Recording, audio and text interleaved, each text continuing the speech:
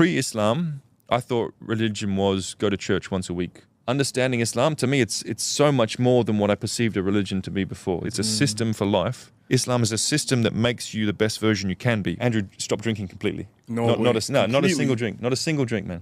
I think his reversion to Islam has brought more of an inner peace than I've seen in him before, which I think is quite a beautiful thing. Jul Aga, atau yang biasa dikenal dengan Sartorial Suter. Namanya mungkin sedikit asing di telinga kita. Namun siapa sangka, dia adalah teman dekat sekaligus manajer dari influencer muslim Andrew Tate. Lahir sebagai seorang Katolik, Suter merasa mengunjungi gereja sekali sepekan itu adalah hal yang membosankan. Beda halnya dengan Islam, yang menurutnya seperti sebuah sistem kehidupan bagi umat manusia. So, 13 years of Catholic schooling, I'll be honest, church was always a chore. I remember we used to hide so we didn't have to go to church in school. But it was presented as a chore, and it was always a very boring, very dull thing.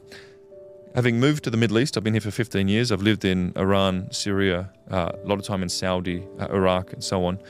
I always felt that, especially when I'd see people rushing to the masjid for Joma prayer, I'd felt, they've got something I don't.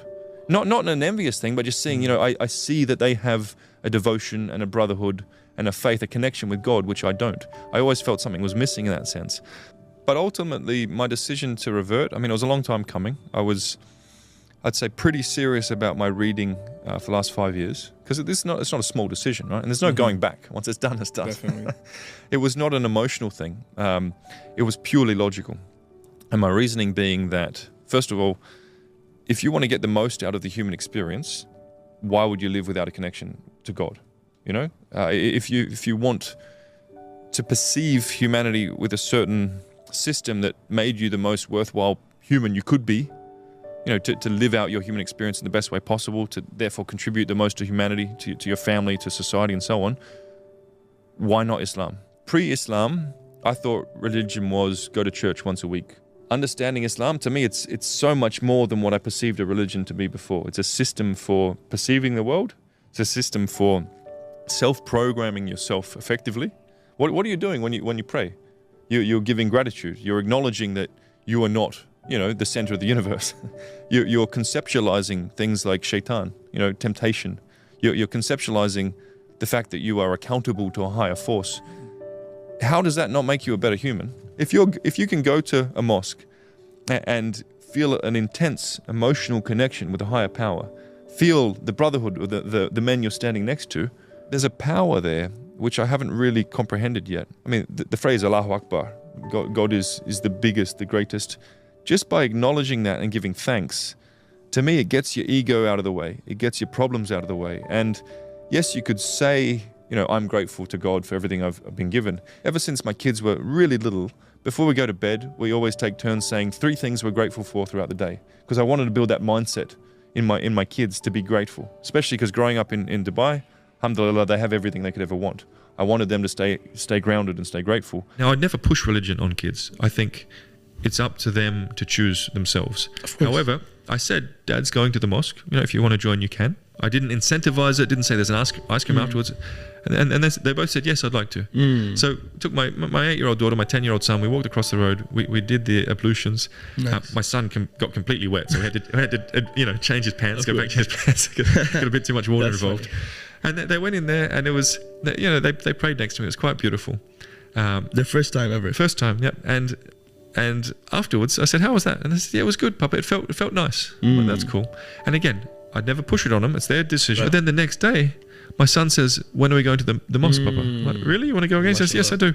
The day after that, my daughter says, when are we going to the mosque, Papa? They loved it. Nice. Now, again, I'm not pushing it on them in any way, but even as kids, they felt the value of Salah. Yeah. They felt that the beauty and the way you were able to tap into something bigger than yourself through Salah. So that to me speaks to the power of it. It's just every single component of my life that I've either let go of or that I've adopted in terms of new ways of living is just incredibly positive. So I have a very strong gratitude for Islam, and I'm committed to continuing to learn and to practice as earnestly and as accurately as I can, because I see the power in that. I see the benefits, both for me and the people in my circle and society as a whole, through practicing Islam very literally and very earnestly. Yeah. To me, it's just in a purely logical sense. Islam is a system that makes you the best version you can be when practiced earnestly, and therefore makes you the most positive contributor to your family unit, to your brothers, to society. How can you argue against that? To me, it's overwhelmingly positive. So that was the turning point. It's a system for life to make you the best version of man that you can be.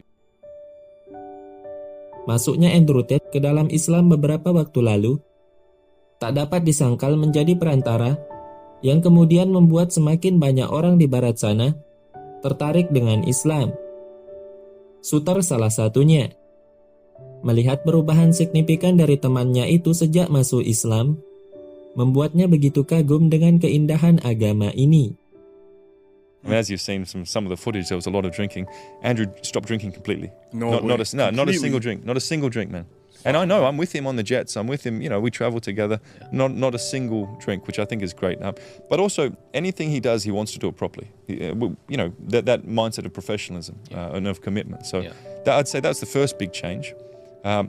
Secondly, he has a genuine, I think, a bit of an inner peace thing coming through, which I haven't seen before. He's a very driven man. There's a lot of focus to conquer, and we can talk about that more. I know a lot of people are concerned about the Tates. Those guys they're serious guys in terms of their situational awareness, in terms of their mental fortitude, in terms of their discipline.